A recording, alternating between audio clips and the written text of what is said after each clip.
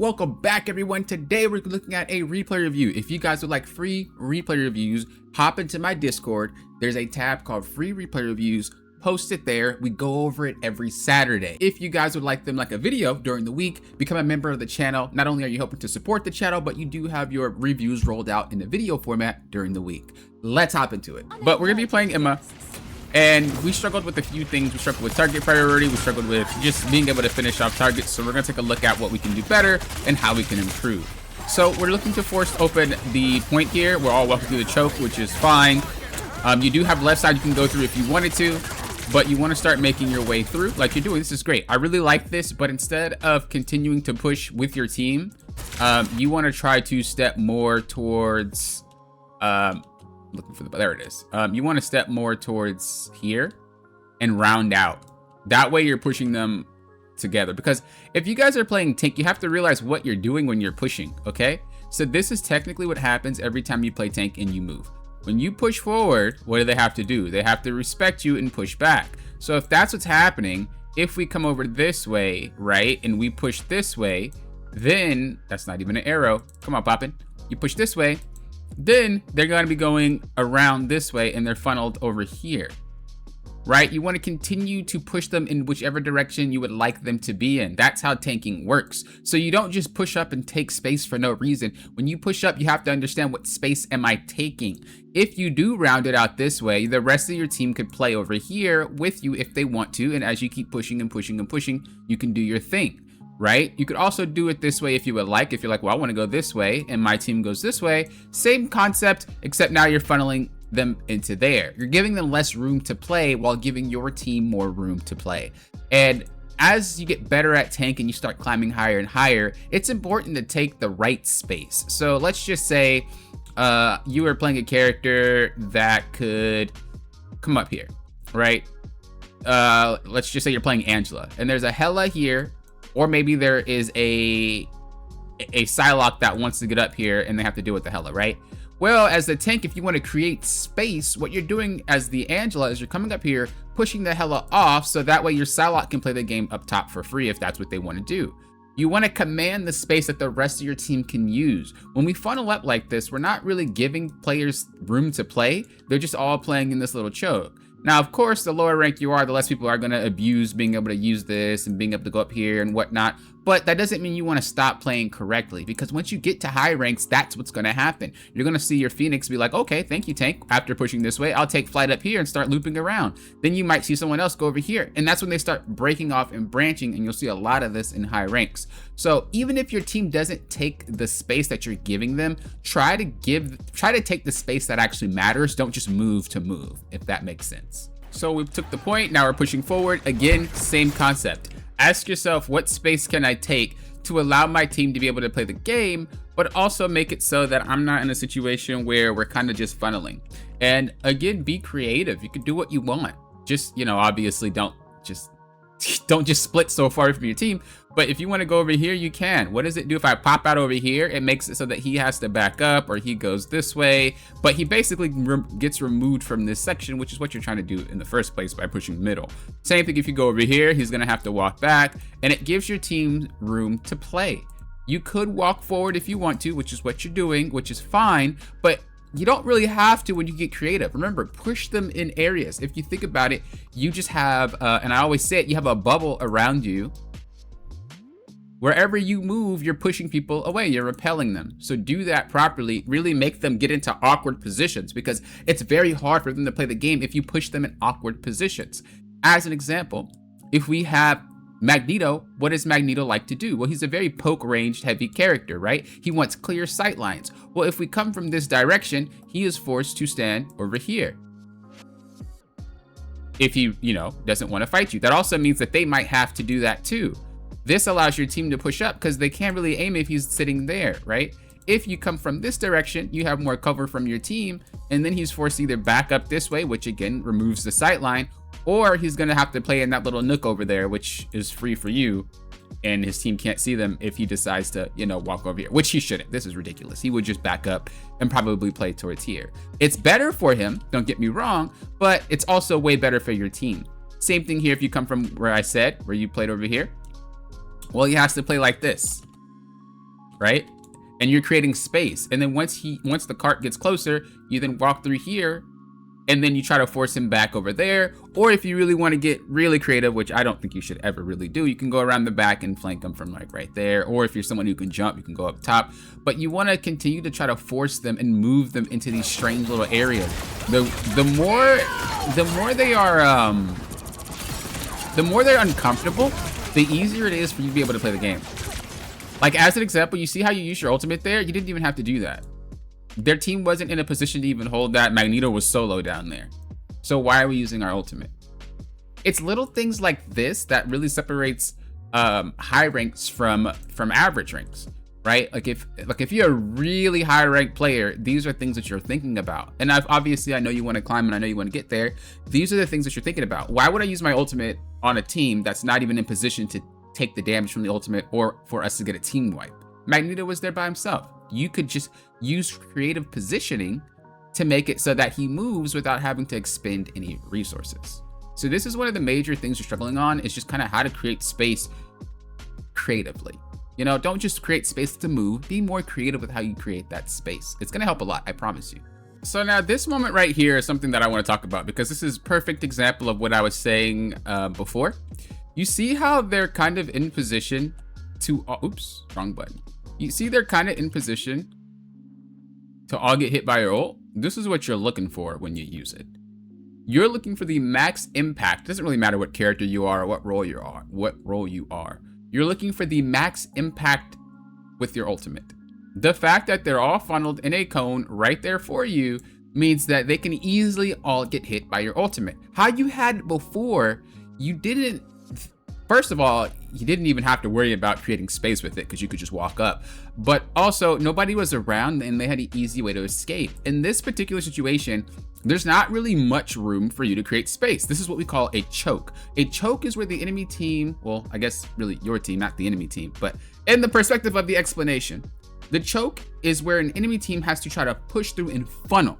There's not really any other way you can go unless you were flying or jumping. You have to just straight up push through. This is where ultimates weigh much heavier, because it's not only a choke for you, it's a choke for them. Where do they go? And so you use abilities that are very good in chokes, such as like Cloak and Dagger ultimate, the Thing ult,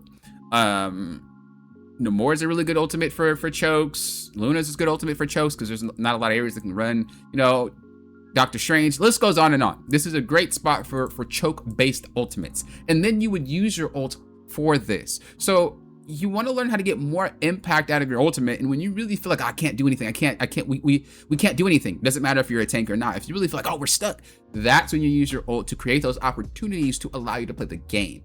Okay, you don't use your ults when you can play the game. They are there because you can't play the game, if that makes sense. Now, you could use ults for numerous amounts of other reasons, of course, but just in the sense of like pushing and just my explanation earlier about how to create space and all that extra good stuff, you use your ultimate for that more often, especially when you're dealing with choke scenarios like this. So I just wanted to point it out, not necessarily saying that you did anything wrong here. I was just wanted to point out the difference so you know between the last example and this example what it actually looks like when you're setting up for using your ultimate. So now we're on defense, and this is where we start to think about, well, how can we prevent them from doing what we just did to them, right? And that's what you're pretty much thinking about when you play the game. So this is where you look at the characters and think about what you want to do. Mostly though, like I don't do that. Let me be honest with y'all. I don't do it as much as I should be doing it, but when I'm really trying, I will. And if you want to reach high ranks, you might as well start getting it into the habit of what characters do they have and kind of how they plan to play. If you look at their team, they're really a poke-based team, which means that there's not a lot of force coming through. It's a lot of poking. This means that we want to play a lot closer to cover, and we want to make them have to get closer to us to be able to play the game, right? So if we're standing here and we decide to back up like this, they have to try to funnel in and do something here, and you can play the game.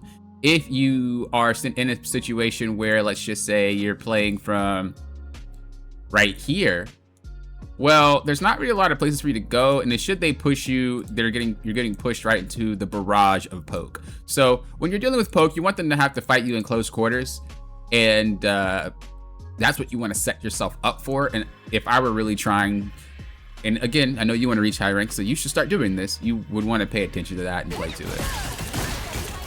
Because if you did what you just did there, but you were behind cover, you don't get shot by the poke, right?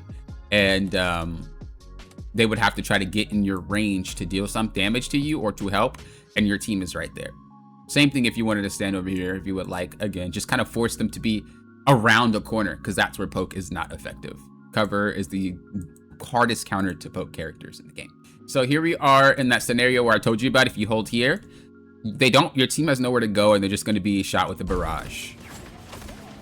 Like, what do? There's no cover to play, and that's the only thing that stops poke, right? And that's because of where you held in the first place. If you move, you have to, poke is rough because like you have to stand your ground and you just hold it. You can't just keep moving and walking back because you can't kite poke.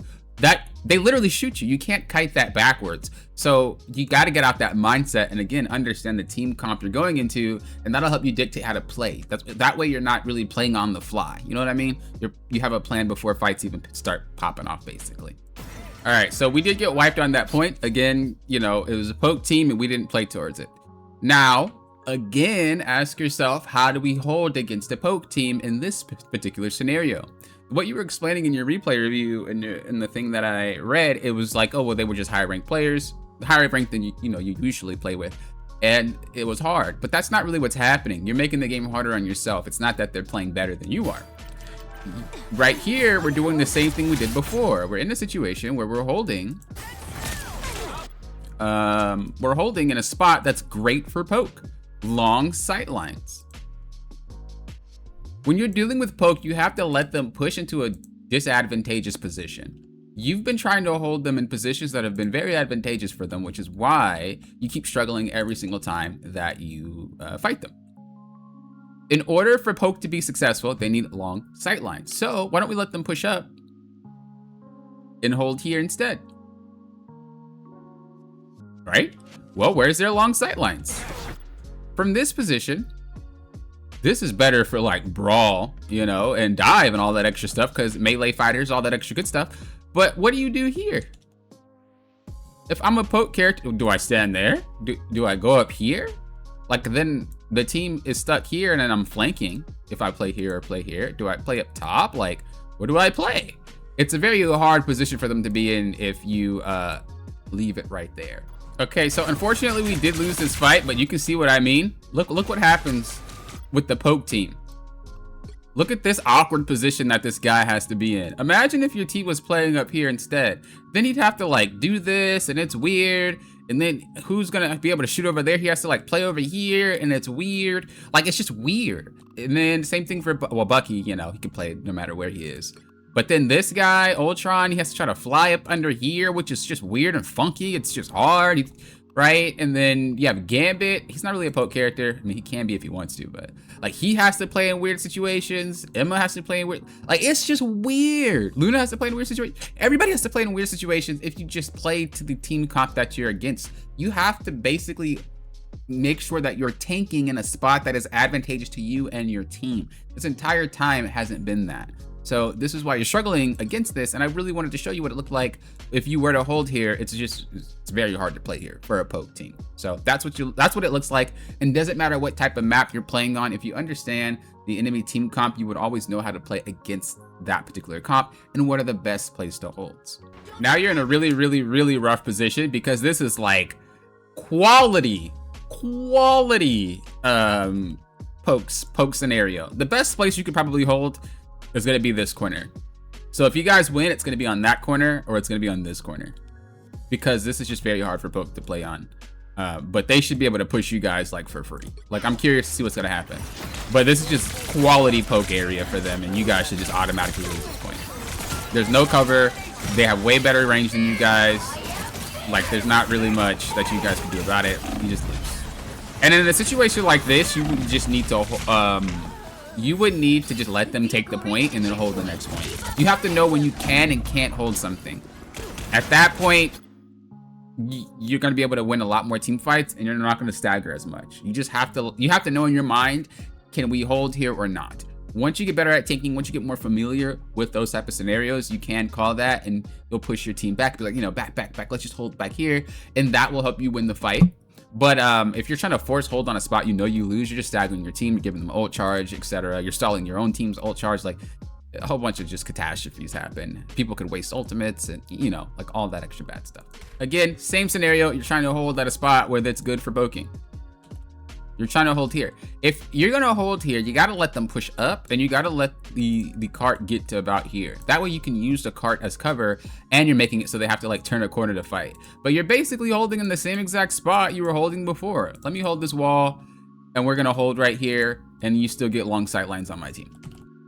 It's not really changing. All right, so now we're in a position where we're gonna hold them at a spot where you guys should win off of this. If you guys don't, that's rough. But we're doing the same thing that I talked about before. We actually have a corner, and it's really, really hard for them to poke because they have to like turn. It's weird, it's awkward. If your team is all stationed back here and they're looking down, as a poke team in kind of like a box formation, if you think about it this way, they have to like alter their movement this way. I mean, Groot is a good pick too, don't get me wrong. But they have to alter their movement to be able to shoot your team. They can't just look down sight. If we look at his perspective, like if your team were to be to the right, like how do I even snipe this? The cart's in the way, you're in the way, the walls are in the way. How do I play this game? That's what you want them to think about when they play. Same thing for this guy. Like I'm peeking, but like I can't get any poke because there's a big fat wall in the way, and then that's what you're trying to tank into. So if you win here, it's because you did it on accident, but if you learn how to play against poke this way, you're gonna realize how much easier it is to play when you start using these corners against that type of team. So for the most part, the main thing that I want you to focus on is how to create space creatively. Don't just walk at people. Really understand, like if I push you over here, my team has a better time shooting you. If I push you over here, my diver can dive and be a lot more safe because there's cover that they can run into if they want to run away. Like little things like that mean a lot. You're solo carrying by just allowing your team to play the game. That's all you're doing. And now, obviously, on paper, that sounds a lot easier than it does when you're playing the match, but it is something to think about. You know, how do I make that space for you guys? The other thing that you have to work on is where should I tank to put the enemy team at a disadvantage? You're trying to tank everywhere. You're trying to stop the cart from moving. That's not going to work, especially once you get to higher ranks. You're just going to continue to snowball your team, and you're going to get run over, and it's going to be just a complete wipe. You probably had a game like that already. What you want to do is think about where's the best place for me to tank, so that way my team can play the game and then they have a harder time to play. If it is a poke comp, usually you want to play around corners. If it's a brawl comp, usually you want to play like kite them back and like walk back like you usually do. Like that's your default method, is walking back. That's how you play against brawl. And if it's dive, that's more so you want to have them be in the open. Because when they dive, they don't really have a lot of places to go. Dive is really good because they go in and then they run away behind corners, and then, but if it's an open space and they dive, where are they gonna go after they leave? They're just gonna get shot as they're running. And these are the things that you wanna understand. Now there's a little bit more complex scenarios, especially depending on what type of comps are set up, if there's mixtures and all that extra stuff, but just having that basic understanding will help your tank game tremendously. As I said before, if you guys would like replay reviews, we do them every Saturday. Make sure you come to my Discord and type in the free replay review channel, submit your replay there, and we can go over it on Saturday. If you want a video format like this, then make sure you become a member of the channel. Not only does it help support the channel, but you also get to have extra goodies like replay reviews or being first in line when we do events and all that extra stuff too. So check it out if it's something that interests you. Until next time, you know what I always say, the guys are doing what? Happen often. Will often.